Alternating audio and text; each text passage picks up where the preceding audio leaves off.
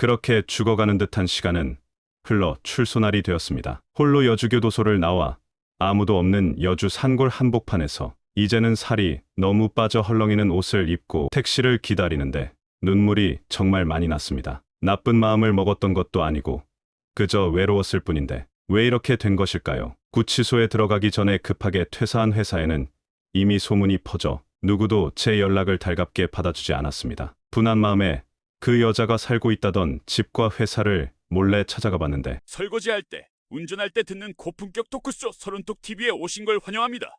오늘 사연은 실제 제 주변 지인이 당했던 일입니다. 소개팅 어플이 보급화가 되며 젊은 사람뿐만 아니라 중년층도 소개팅 어플을 자주 이용하고 있는데요. 최근 들어 상대적으로 법률에 무지한 중년 남성과 여성을 대상으로 로맨스 사기가 성행하고 있습니다. 단순하게 돈을 요구하는 것뿐만 아니라 몰래카메라 촬영, 성폭행 무고, 신고 등 다양한 방식으로 협박을 하는데요. 대응을 제대로 못하면 큰 경제적 손실은 물론이고 아래 사연자와 같이 구속이 되는 경우도 있습니다. 본격적인 영상 시작 전 구독과 좋아요 부탁드리고 바로 사연 시작하겠습니다. 안녕하세요. 인천에 사는 60대 남자 후회의 삶입니다. 성폭행 혐의로 여주교도소에서 1년 6개월형을 살고 지난달 출소했습니다. 억울한 옥살이였지만 우리나라 법으로는 제 무죄를 증명해낼 수 없었습니다. 다른 분들은 저와 같은 실수를 하지 않으시길 바라는 마음에서 이 글을 씁니다. 그저 외로움을 모시겨 설치했던 소개팅 어플이 제 인생을 성범죄자로 만들 줄은 정말 생각도 못했습니다. 부디 제가 겪었던 일들을 끝까지 살펴보시어 저처럼 인생을 송두리째 망치는 일이 없으시기를 피토하는 심정으로 글을 씁니다. 3년 전 저는 이혼한 지 6년 차 되는 평범한 이혼남이었습니다. 성격 차이로 헤어졌지만 전처와도 친구처럼 지내고 있었고 자녀들과도 원만한 관계를 유지하고 있었습니다. 중소기업에서 임원급으로 일했기에 수입도 괜찮았습니다. 이혼 후 처음 2년 정도는 혼자 사는 것이 오히려 편하기도 했지만 시간이 흐르면서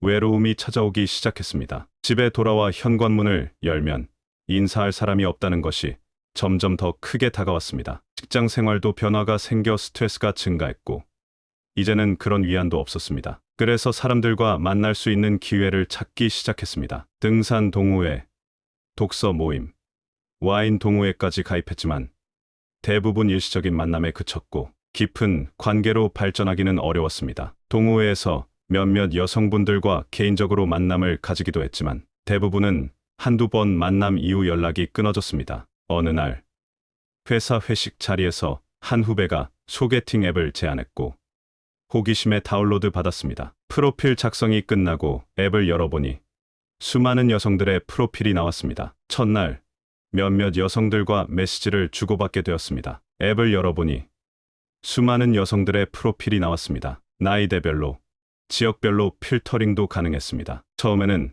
호기심에 여러 프로필을 둘러보았습니다. 어떤 여성들은 지나치게 과감한 사진을 올려놓아 당황스럽기도 했고 또 어떤 여성들은 얼굴을 아예 가린 사진만 있어 궁금증을 자아내기도 했습니다. 앱을 시작한 첫날 몇몇 여성들과 메시지를 주고받게 되었습니다. 대부분은 간단한 인사로 시작해서 취미나 직업에 대한 대화로 이어졌습니다. 솔직히 말하면 이런 방식의 만남이 어색하고 부자연스럽게 느껴졌습니다. 일주일 정도 메시지를 주고받던 40대 초반의 여성과 첫 만남을 가졌습니다. 카페에서 만나 대화를 나눴는데 메시지로 나눈 대화와는 사뭇 달랐습니다. 그녀는 대화 내내 전 남편 이야기를 했고 마치 상담사라도 된 것처럼 제가 계속 들어줘야 했습니다. 두 번째 만남은 없었습니다. 두 번째로 만난 여성은 30대 후반이었습니다. 처음에는 대화도 잘 통하고 좋았습니다. 그런데 두 번째 만남에서 그녀가 갑자기 말했습니다. 사실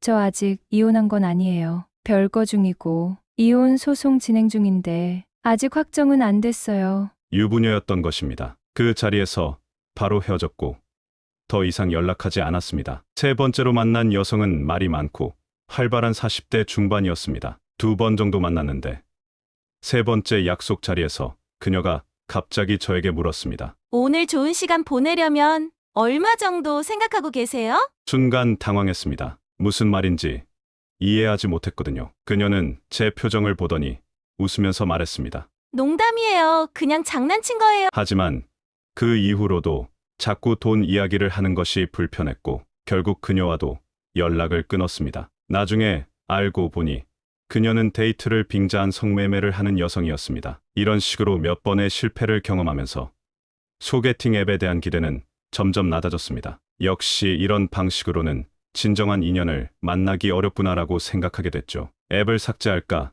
고민하던 차에 그녀를 만났습니다. 프로필 사진 속 그녀는 단아하면서도 신비로운 분위기를 풍겼습니다. 40대 후반이라고 나이를 표시해 놓았지만 사진 속 모습은 젊어 보였습니다. 그녀의 프로필에는 부천에 살고 있는 40대 후반입니다. 제조업체에서 관리직으로 일하고 있습니다. 취미는 골프입니다. 진솔한 만남을 원합니다. 라고 적혀 있었습니다. 골프가 취미라는 점이 공통점이었고 직업도 비슷한 분야라 흥미가 생겼습니다. 메시지를 보냈고 곧 답장이 왔습니다. 대화가 자연스럽게 이어졌고 며칠 후 전화 통화를 하게 됐습니다. 처음 들은 그녀의 목소리는 차분하면서도 약간 허스키한 느낌이었습니다. 대화 중에 웃을 때 그 목소리는 묘하게 매력적이었습니다. 통화에서 그녀는 남편과 사별했다고 했습니다. 3년 전 남편이 갑작스러운 심장마비로 세상을 떠났다고 했죠. 혼자 산 지 3년이 넘었는데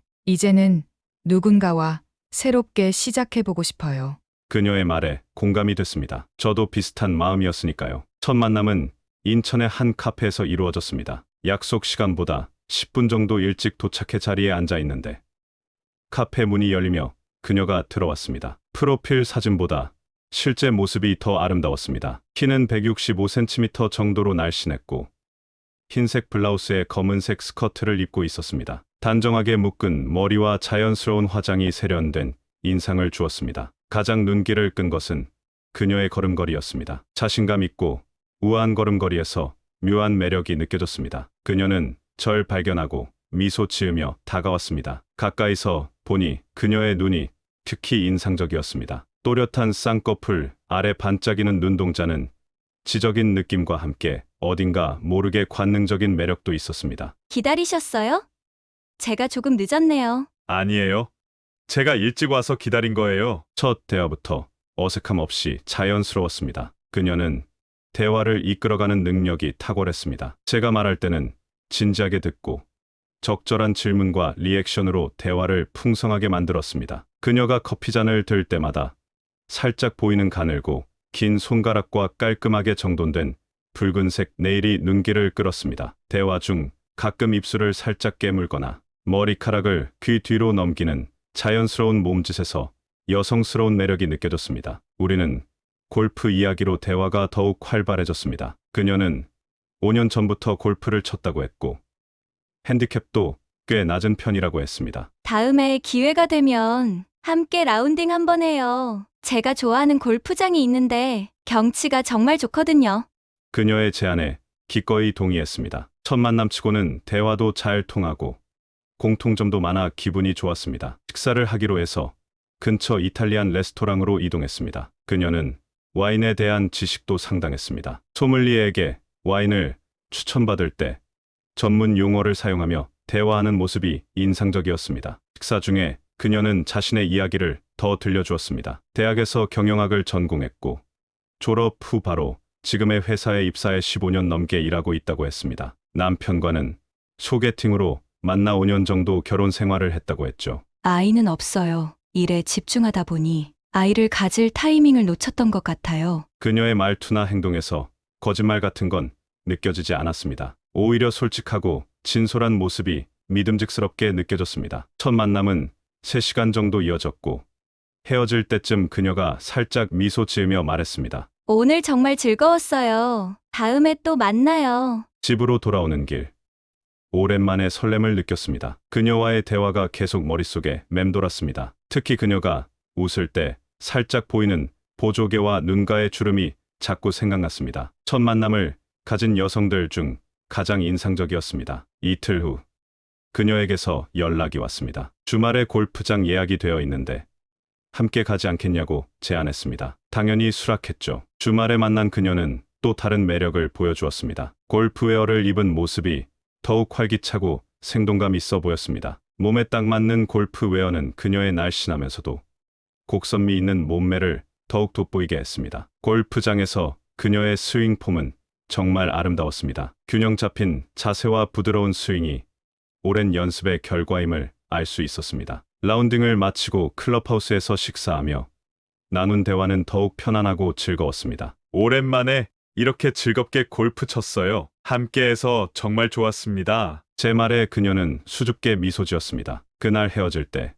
그녀가 제 팔을 살짝 잡으며 말했습니다. 다음 주에도 만나요. 그 따뜻한 손길과 부드러운 목소리에 제 마음은 이미 그녀에게 기울어지고 있었습니다. 그렇게 우리는 일주일에 2번 정도 만나기 시작했습니다. 식사도 하고 영화도 보고 골프도 함께 쳤습니다. 그녀와 보내는 시간이 늘어날수록 저는 더욱 행복을 느꼈습니다. 오랜만에 누군가와 마음을 나누는 것이 이렇게 좋은 것인지 새삼 깨달았습니다. 특히 인상 깊었던 것은 그녀의 섬세한 배려심이었습니다. 제가 좋아하는 음식을 기억해 레스토랑을 예약하거나 제가 불편해하는 상황을 미리 알아채고 피해주는 모습에 감동했습니다. 한 달 정도 만남을 이어가면서 저는 그녀에게 점점 더 깊은 감정을 느끼게 되었습니다. 그녀의 지적인 대화, 때로는 장난스럽게 웃는 모습, 진지할 때의 표정, 모든 것이 완벽하게 느껴졌습니다. 그녀의 향수 냄새는 미묘하게 달콤하면서도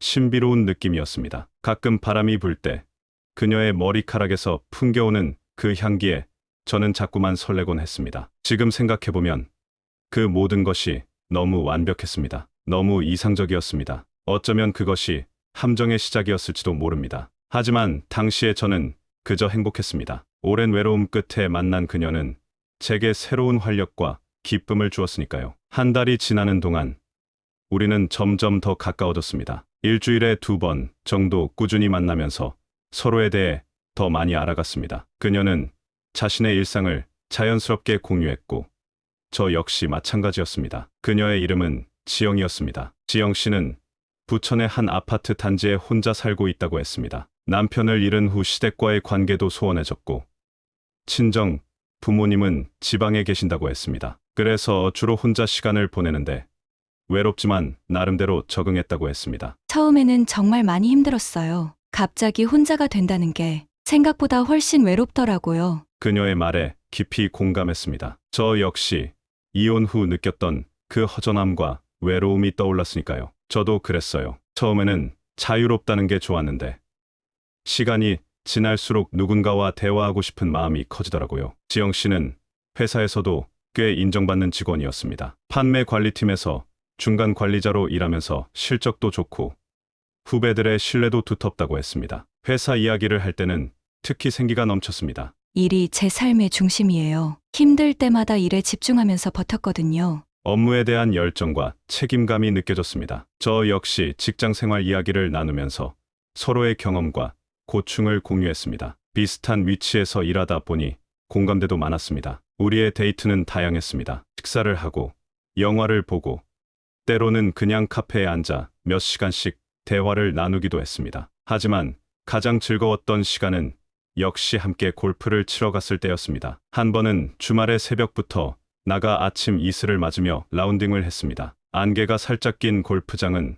마치 동화 속 풍경 같았습니다. 지영 씨는 그날 특히 컨디션이 좋았는지 드라이버 샷이 정말 멋있었습니다. 와, 지영 씨, 드라이버 샷 정말 멋있네요. 저도 그렇게 치고 싶어요. 제가 감탄하자 그녀는 수줍게 웃으며 말했습니다. 과찬이세요. 아직 많이 부족한데 다음에 제가 몇 가지 팁 알려드릴게요. 라운딩 중간에 비가 내리기 시작했습니다. 갑작스러운 비에 우산도 없이 빗속을 뛰어 클럽하우스로 들어가는 동안 지영 씨와 손을 잡게 되었습니다. 그때 느꼈던 그녀의 손의 따뜻함이 아직도 기억납니다. 클럽하우스 안에서 비를 피하며 커피를 마시는 동안 창밖의 빗줄기를 바라보던 그녀의 옆모습이 참 아름다웠습니다. 비 오는 날 골프장이 이렇게 아름다운 줄 몰랐어요. 빗물에 살짝 젖은 머리카락이 그녀의 얼굴을 더욱 빛나게 했습니다. 그녀의 말에 저도 고개를 끄덕였습니다. 그날의 풍경도 아름다웠지만 함께 있는 그녀가 더 아름다웠습니다. 우리는 서로의 취향과 습관도 알아갔습니다. 지영 씨는 달달한 디저트를 좋아했고 와인은 레드 와인보다 화이트 와인을 선호했습니다. 책을 많이 읽는 편이었고 특히 심리학 관련 서적에 관심이 많았습니다. 사람의 심리를 이해하는 게 살면서 많은 도움이 돼요. 특히 직장에서요. 저는 그녀에게 제 취미인 등산과 클래식 음악 감상에 대해 이야기했습니다. 그녀는 제가 좋아하는 베토벤의 교향곡에 대해 듣고는 자신도 한번 들어보겠다고 했습니다. 다음에 함께 콘서트 한번 가요. 제가 좋은 공연이 있으면 예매할게요. 그렇게 우리는 서로의 세계를 조금씩 공유하며 가까워졌습니다. 세 번째 만남에서는 지영 씨가 손수 만든 도시락을 가지고 한강공원으로 나들이를 갔습니다. 그녀가 만든 김밥과 샌드위치는 정성이 가득 담겨 있어 더욱 맛있었습니다. 요리도 잘하시네요. 제가 이렇게 정성이 담긴 도시락을 먹어본 지 정말 오래됐어요. 별거 아니에요. 그냥 간단하게 만든 건데. 수줍게 대답하는 그녀의 모습에 더욱 호감이 갔습니다. 한강변을 걸으며 나눈 대화는 더욱 깊어졌습니다. 그녀는 젊은 시절의 꿈, 결혼 생활에 행복했던 순간들, 남편을 잃은 후의 아픔까지 솔직하게 이야기했습니다. 가끔은 아직도 믿기지 않아요. 아침에 출근한다고 인사하고 나간 사람이 그대로 돌아오지 않는다는 게. 그녀의 눈시울이 붉어지는 걸 보며 마음이 아팠습니다. 무심코 그녀의 어깨를 감싸 안았고 그녀는 잠시 제 품에 기대어 조용히 눈물을 훔쳤습니다. 미안해요. 갑자기 이런 이야기를 해서. 아니에요. 힘들었을 텐데. 잘 이겨내셨네요. 그날 이후로 우리의 관계는 더 깊어진 것 같았습니다. 단순한 데이트 상대를 넘어 서로에게 위로와 힘이 되는 사이가 되었으니까요. 네 번째 만남에서는 지영 씨가 제 집 근처까지 와서 같이 저녁을 먹었습니다. 식사 후 커피를 마시러 제 집에 잠시 들르자고 제안했지만 그녀는 정중히 거절했습니다. 아직은 조금 이른 것 같아요. 서로를 더 알아가는 시간이 필요하지 않을까요? 그녀의 신중한 태도가 오히려 더 믿음직스럽게 느껴졌습니다. 진지한 관계를 원하는 것이 느껴졌으니까요. 한 달쯤 지나자 우리는 서로에게 많은 의미가 되어 있었습니다. 매일 아침 서로 안부 메시지를 주고받았고 퇴근 후에는 통화로 하루를 마무리하는 것이 습관처럼 되었습니다. 오늘 회사에서 있었던 일인데요. 지영 씨는 항상 재미있는 일화로 대화를 시작했습니다. 그녀의 이야기를 들으며 웃고 저의 일상도 나누는 시간이 하루 중 가장 기다려지는 순간이 되었습니다. 그렇게 설렘과 행복이 가득했던 한 달이 지났습니다. 그날까지만 해도 저는 이 만남이 제 인생의 축복이라고 생각했습니다. 오랜 외로움 끝에 만난 반가운 인연이라고 여겼으니까요. 하지만 그건 전부 저의 착각이었죠. 그 착각이 깨졌던 날은 금요일 저녁이었습니다. 회사에서 평소처럼 업무를 처리하고 있는데 지영 씨에게서 문자가 왔습니다. 오빠, 오늘 저녁에 시간 있으세요? 사실 좀 힘든 일이 있어서 술 한잔 사주실 수 있을까요? 평소와 다른 톤의 메시지에 걱정이 되었습니다. 그동안 우리는 주로 식사나 카페, 골프장 같은 곳에서 만났고 술자리는 거의 없었거든요. 지영 씨가 술을 그다지 즐기지 않는다고 했었기 때문에 더욱 의아했습니다. 퇴근 시간이 되자마자 약속 장소로 향했습니다. 지영 씨가 알려준 곳은 부천의 한 주택가에 있는 조용한 술집이었습니다. 가게에 들어서자 어둑한 조명 아래 몇몇 손님들이 조용히 술을 마시고 있었습니다. 구석 자리에 앉아있는 지영 씨를 발견했습니다. 평소와 달리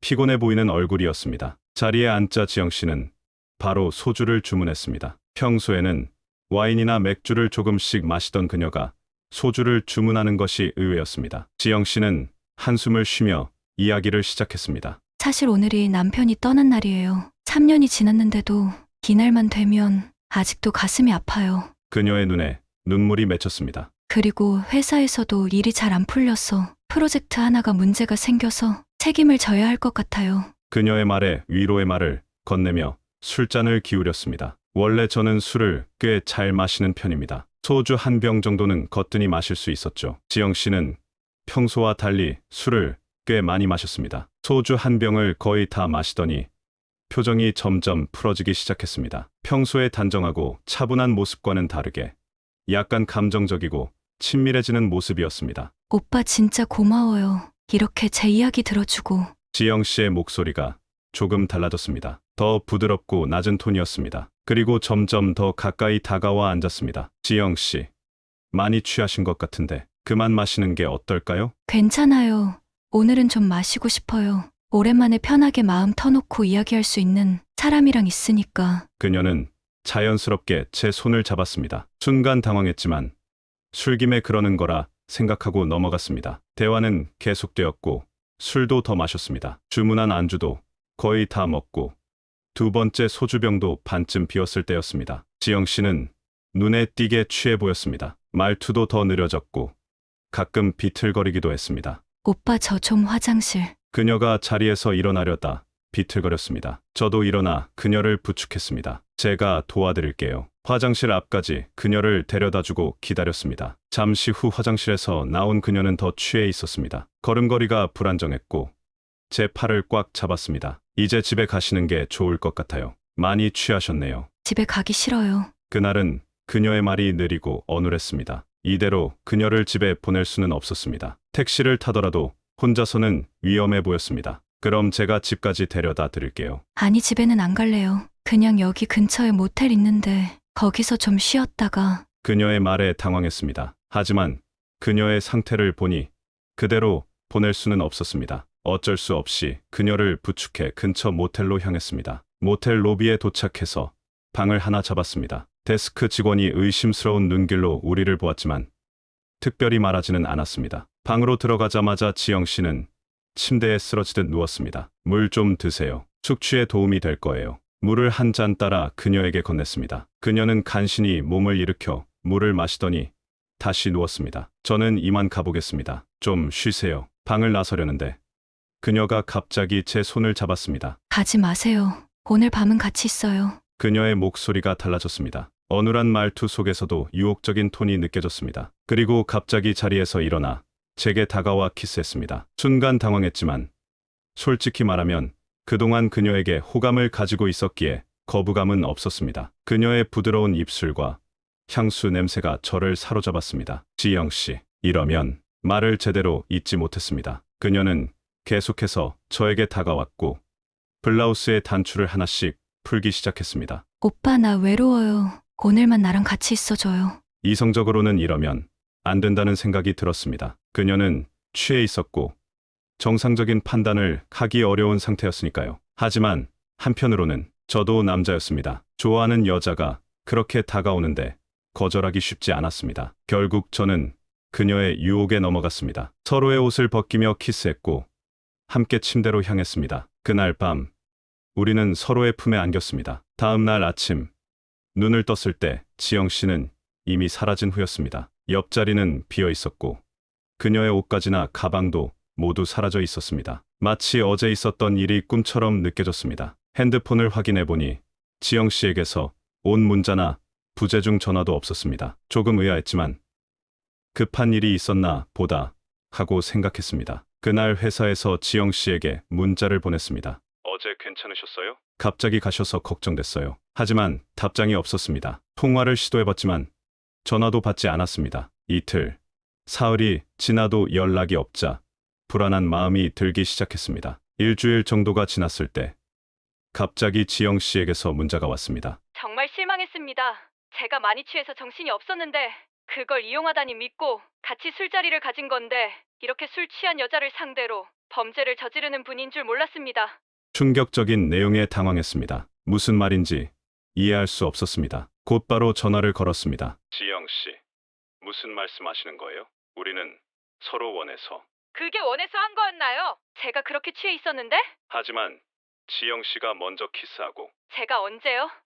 무슨 말씀을 하시는 거예요? 저는 그런 적 없어요. 더 이상 그쪽하고 이야기하기 무섭네요. 경찰에 신고할 거예요. 그녀는 그렇게 말하고 전화를 끊어버렸습니다. 너무 당황해서 무슨 일이 일어나고 있는 건지 이해할 수 없었습니다. 다시 전화를 걸었지만 받지 않았고 문자도 읽지 않았습니다. 그로부터 사흘 후 회사에 있을 때 모르는 번호로 전화가 왔습니다. 씨 맞으십니까? 여기 인천지방경찰청 성범죄 수사팀 김영사입니다. 성폭행 혐의로 고소장이 접수되어 조사를 위해 출석하셔야 합니다. 순간 머리가 하얗게 변했습니다. 정말 신고를 한 것이었습니다. 무슨 말씀이신지 제가 언제 성폭행을... 내일 오후 2시에 인천지방경찰청으로 출석해 주시기 바랍니다. 변호사를 선임하실 권리가 있습니다. 형사는 더 이상의 설명 없이 전화를 끊었습니다. 저는 충격에 빠졌습니다. 하지만 곧 마음을 다잡았습니다. 난 아무 잘못도 안 했어. 서로 원해서 한 일인데 경찰에 가서 사실대로 말하면 다 해결될 거야. 솔직히 말해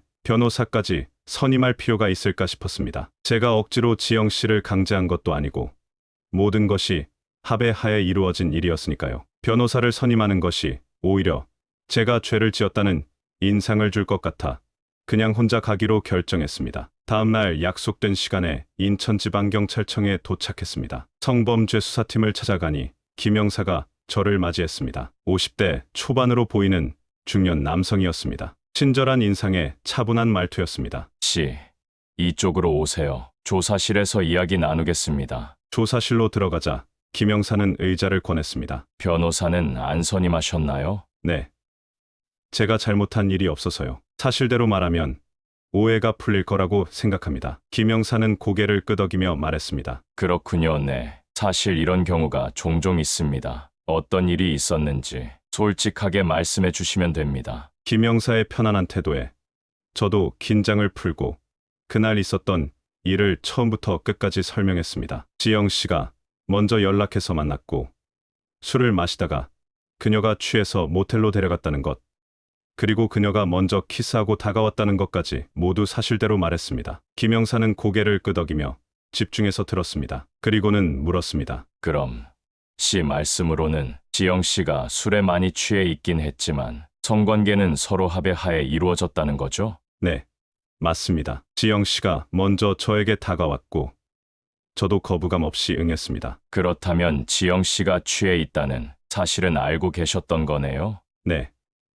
많이 취해 있긴 했지만 본인의 의사로 저에게 다가온 거였습니다. 김 형사는 무언가를 메모하더니 다시 물었습니다. 혹시 지영 씨가 싫어요 또는 그만해요라고 말한 적은 없나요? 전혀 없습니다. 오히려 지영 씨가 적극적이었습니다. 김 형사는 갑자기 표정이 달라졌습니다. 좀 더 진지한 표정으로 말했습니다. 씨, 제가 좀 심각한 이야기를 해야 할 것 같네요. 지영 씨의 진술은 완전히 다릅니다. 그녀는 술에 취해 정신이 없는 상태에서 당신이 강제로 모텔로 데려갔고 성폭행했다고 주장하고 있습니다. 그건 말도 안 됩니다.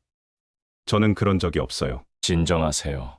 씨, 그런데 방금 당신이 한 진술에 따르면 지영 씨가 취해 있다는 사실을 알고 있었고 그런 상태에서 성관계를 가졌다는 것을 인정하셨죠. 네, 하지만 그건 합의된 우리나라 법에 따르면 술에 만취해 판단력이 흐려진 상태의 사람과의 성관계는 설사 표면적으로 동의가 있었더라도 성폭행으로 간주될 수 있습니다. 판단력이 흐려진 상태에서의 동의는 진정한 동의로 볼 수 없기 때문이죠. 하지만 그녀가 먼저 게다가 모텔 CCTV에는 지영 씨가 거의 의식이 없는 상태로 당신에게 부축되어 들어가는 장면이 찍혀 있습니다. 이런 상황에서 어떻게 그녀가 제대로 된 동의를 했다고 주장하실 수 있을까요? 순간 말문이 막혔습니다. 그녀가 취했던 건 사실이었고 CCTV에 그렇게 찍혀 있다면 저에게 불리한 증거가 될 수 있다는 걸 깨달았습니다. 또한 지영 씨의 몸에서는 자국이 발견되었고 법의학적 검사에서도 강제성이 있었다는 소견이 나왔습니다. 그건 말도 안 됩니다. 저희는 그냥 평범하게 씨, 이런 사건에서는 증거가 중요합니다. 지금 당신의 진술과 지영 씨의 진술이 완전히 다르지만 물리적 증거는 지영 씨의 편에 있어 보입니다. 김 형사의 말을 들으며 점점 더 불안해졌습니다. 처음에는 그저 사실을 말하면 해결될 줄 알았던 상황이 점점 더 복잡해지고 있었습니다. 그리고 솔직히 말씀드리자면 이런 사건에서는 피해자의 진술이 상당히 중요하게 다뤄집니다. 특히 미투 운동 이후로는 더더욱요. 김 형사는 좀 더 부드러운 말투로 바뀌었습니다. 씨, 제 경험상 이런 상황에서는 솔직하게 인정하고 반성하는 모습을 보이는 게 형량을 줄이는 데 도움이 됩니다. 실수했다고 인정하시면 검찰에서도 선처를 고려할 수 있을 겁니다. 순간 혼란스러웠습니다. 저는 잘못한 게 없는데 왜 인정하고 반성해야 하는 걸까요? 하지만 김 형사의 말을 들으니 상황이 저에게 얼마나 불리한지 깨닫게 되었습니다. 전 정말 그런 의도가 아니었습니다. 지영 씨가 먼저 저에게 다가왔고 알겠습니다. 그럼 지금부터 진술서를 작성하겠습니다. 방금 말씀하신 내용을 토대로요. 조사는 몇 시간 더 이어졌고 결국 피해자 신분으로 조사가 끝났습니다. 집으로 돌아오는 길, 김 형사의 말이 계속 머릿속을 맴돌았습니다. 변호사를 선임하지 않은 게 큰 실수였을까? 내가 너무 순진하게 생각한 건가? 집에 돌아와 인터넷을 검색해보니 성폭행 사건에서는 피해자의 진술만으로도 유죄가 인정되는 경우가 많다는 것을 알게 되었습니다. 특히 술에 취한 상태에서의 성관계는 설사 표면적으로 동의가 있었더라도 법적으로 문제가 될 수 있다는 것도요. 급히 변호사를 찾아갔지만 이미 제가 경찰에서 한 진술이 있어 방어하기가 쉽지 않다고 했습니다. 이미 지영 씨가 취해 있었다는 것과 성관계 사실을 인정하셨으니 이제 쟁점은 동의 여부인데 문제는 취한 상태에서의 동의는 법적으로 인정되기 어렵다는 겁니다. 변호사의 말에 절망감이 밀려왔습니다. 하룻밤의 실수가 제 인생을 완전히 뒤바꿔 놓을 줄은 몰랐습니다. 한참을 어떻게 해야 할지 모르겠어. 반쯤 정신이 나간 상태에서 웬 전화가 오더군요. 엑스 변호사입니다. 김지영 씨 성폭행 혐의 관련하여 합의 조건을 말씀드리려고 연락드렸습니다. 우선 지영 씨의 정신적 충격 관련하여 변호사가 제시한 합의금은 무려 1억이었습니다. 심지어 강간죄의 경우 합의를 하더라도 잘해봐야 집행유예라고 하더군요. 너무 억울하고 화가 나 욱하는 마음에 욕을 하고 합의를 거부했습니다. 하지만 형량이 최소 3년부터 시작하는 죄였기에 결국 빌고 빌어 7천만 원으로 합의를 보게 되었습니다. 잘못한 것도 없는데 빌면서 돈을 줄 때 그 기분은 정말 말로 표현 못할 정도로 분노가 생기더군요. 하지만 그 악몽 같은 상황은 계속되었습니다. 검찰 수사와 재판, 그리고 결국 유죄 판결까지 모든 것이 제게 불리하게 흘러갔습니다. 결국 형사 재판의 결과는 유죄가 인정되었고 구속수감을 당하게 되었습니다. 재판부는 피해자의 만취 상태를 인지하고도 성관계를 가진 것은 피해자의 한거불능 상태를 이용한 것으로 볼 수 있다.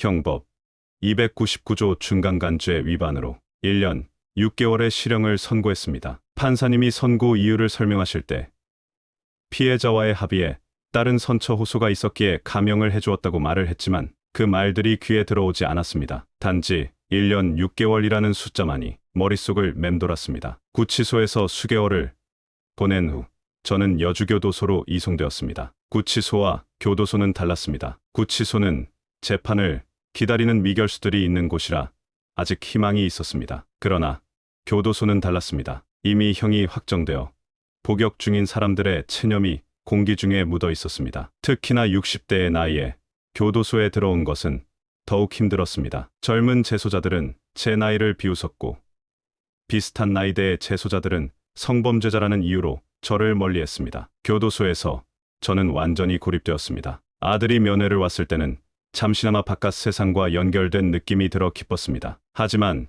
표정은 항상 어두웠습니다. 저를 보는 눈빛에는 실망감과 혼란이 섞여 있었습니다. 아버지, 잘 지내세요? 형식적인 안부 인사 뒤에는 무거운 침묵이 이어졌습니다. 아들은 자신의 일상에 대해 간략하게 이야기했지만 깊은 대화는 없었습니다. 마지막에는 항상 같은 질문을 했습니다. 정말 그런 일이 있었던 건가요? 제 대답은 늘 같았습니다. 억울하다. 함정이었다. 하지만 아들의 표정에서 의심을 읽을 수 있었습니다. 그도 저를 완전히 믿지 않는 것 같았습니다. 딸과 전처는 단 한 번도 면회를 오지 않았습니다. 아들을 통해 들은 바로는 딸은 더 이상 저를 아버지로 생각하지 않는다고 했습니다. 전처는 자녀들에게 저와 연락하지 말라고 권했다고 합니다. 이혼 후에도 유지했던 좋은 관계는 완전히 무너져 버렸습니다. 그렇게 죽어가는 듯한 시간은 흘러 출소날이 되었습니다. 홀로 교도소를 나와 아무도 없는 여주 산골 한복판에서 이제는 살이 너무 빠져 헐렁이는 옷을 입고 택시를 기다리는데 눈물이 정말 많이 났습니다. 나쁜 마음을 먹었던 것도 아니고 그저 외로웠을 뿐인데 왜 이렇게 된 것일까요? 구치소에 들어가기 전에 급하게 퇴사한 회사에는 이미 소문이 퍼져 누구도 제 연락을 달갑게 받아주지 않았습니다. 분한 마음에 그 여자가 살고 있다던 집과 회사를 몰래 찾아가 봤는데 그런 사람은 애초에 존재하지도 않았던 사람이었습니다. 그나마 제 인생에서 따스함을 주었던 아들과 딸은 냉정한 마음으로 저를 멀리하고 있습니다. 그중 가장 힘든 건 성범죄자 알림이 어플에 제 신상이 나온다는 점입니다. 억울하게 옥살이를 하고 나온 것도 모자라 성범죄자가 되어 온 세상에 알려지다니. 지난주는 정말 스스로 목숨을 끊을까 고민을 하며 번개탄을 사기도 했습니다. 하지만 이렇게 죽어버리면 정말 그런 사람으로 인생이 끝날 것 같아 결국 참게 되었습니다. 여러분, 제가 이 글을 쓰는 이유는 여러분은 이런 끔찍한 일이 없으시길 바라는 마음에서입니다. 이 글을 읽고 계신 여러분, 특히 소개팅 앱을 사용하고 계신 분들께 간곡히 부탁드립니다. 제 이야기가 단순한 옛날 이야기로 들리지 않았으면 합니다. 지금 이 순간에도 비슷한 상황에 처한 사람들이 있을 것입니다. 여러분이 그런 불행한 상황에 처하지 않기를 진심으로 바랍니다. 먼저 소개팅 앱 사용에 대한 몇 가지 주의사항을 말씀드리고 싶습니다. 첫째, 어플에서 만난 사람과 통화 문자 등은 전부 저장을 해두셔야 합니다. 소개팅 어플, 문자, 카톡, SNS에서 나눈 대화는 처음부터 끝까지 모두 저장해두세요. 특히 성적인 분위기로 넘어가기 전의 대화는 매우 중요한 증거가 될 수 있습니다. 예를 들어, 오늘 나랑 같이 있고 싶다라는 메시지에 응, 오빠랑 같이 있고 싶어 라고 자발적인 의사표현을 한 기록은 나중에 큰 방패가 될 수 있습니다. 제 경우에는 이런 증거가 하나도 없었습니다. 둘째, 숙박업소 결제는 될 수 있으면 여자가 하도록 유도해야 합니다. 나중에 문제가 생겼을 때 누가 숙박업소를 결제했는지도 굉장히 중요한 증거가 됩니다. 셋째, CCTV가 있는 곳에서 만나기. 만약 숙박업소에서 만남을 가질 계획이라면 모텔보다는 호텔, 에어비앤비보다는 정식 숙박업소 등록된 곳이 좋습니다. 특히 입장식 카운터 CCTV가 있는 곳이 가장 좋습니다. 이것은 강압적으로 끌려간 것이 아니라 자발적으로 입장했다는 것을 증명할 수 있는 자료가 됩니다. 저의 케이스에서는 CCTV 영상이 오히려 저에게 불리하게 작용했습니다. 넷째, 만남 직후 자연스러운 피드백 남기기. 만남이 끝난 후에는 문자나 카톡으로 오늘 고마웠어요. 같이 있어서 즐거웠어요. 와 같은 자연스러운 피드백을 남기는 것이 좋습니다. 성관계 후에 이런 자연스러운 대화 흐름이 있다면 나중에 상대방이 강제로 했다고 주장했을 때 그 주장의 신빙성이 떨어집니다. 다섯째, 스마트폰 녹음 활용하기. 이게 가장 중요합니다. 대놓고 촬영하는 것은 불법이지만 당사자 간의 통화나 대화를 녹음하는 것은 합법입니다. 예를 들어, 만남 후 지금 괜찮아?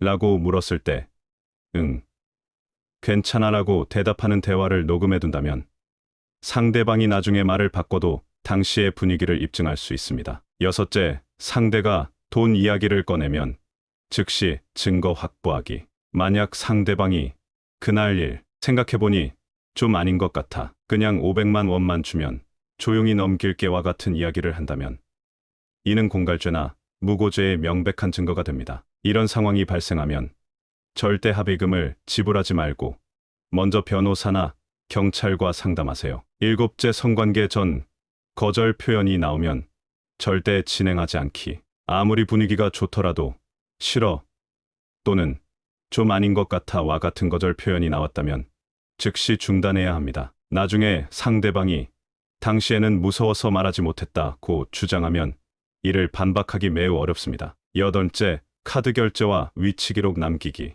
호텔 체크인, 식사, 카페 등에서는 현금보다 카드로 결제하는 것이 좋습니다. 이는 자발적인 데이트 흐름을 증명할 수 있는 자료가 됩니다. 또한 구글 위치 기록을 켜두면 강제로 끌려간 것이 아니라는 것을 입증하는 데 도움이 될 수 있습니다. 아홉째, 감정보다 기록이 먼저다. 사람을 믿고 자연스럽게 흘러가는 것이 좋아 보일 수 있지만 때로는 위험할 수 있습니다. 이 사람은 그럴 리 없겠지라는 믿음이 나중에 덫이되는 경우가 많습니다. 저 역시 따지고 보면 알게 된 지 얼마 안 된 여자를 너무 믿었고 그것이 저의 가장 큰 실수였습니다. 마지막으로 절대 하지 말아야 할 행동들이 있습니다. 술에 취한 상대와 관계를 맺는 것은 나중에 상대방이 의식이 없었다고 주장할 경우 이를 반박하기 거의 불가능합니다. 또한 무분별한 소개팅 앱 사용은 위험합니다. 실제로 무고 사례의 상당수가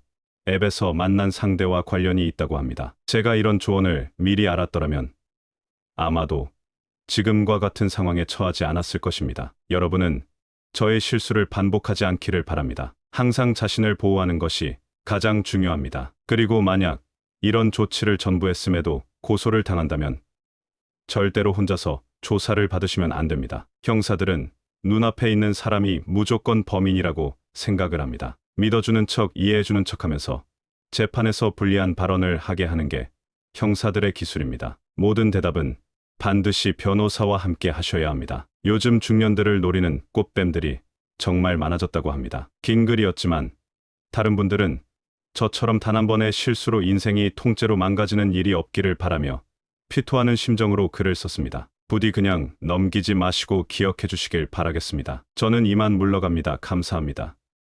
오늘 사연은 여기까지입니다. 미투 운동 이후 우리나라 성범죄 비율도 급격하게 상승을 했습니다. 그 중에는 정말로 범죄를 저지른 인간들도 있겠지만 이런 식으로 꽃뱀에 물려 인생을 망치는 경우도 꽤나 많은 것으로 보입니다. 법이 예전 같지 않습니다. 외로우시더라도 이성을 만날 때는 항상 조심하시고 또 조심하시길 바랍니다. 그럼 다음에도 더 재미있고 흥미로운 영상으로 찾아뵙겠습니다. 지금까지 서른톡이었습니다. 감사합니다.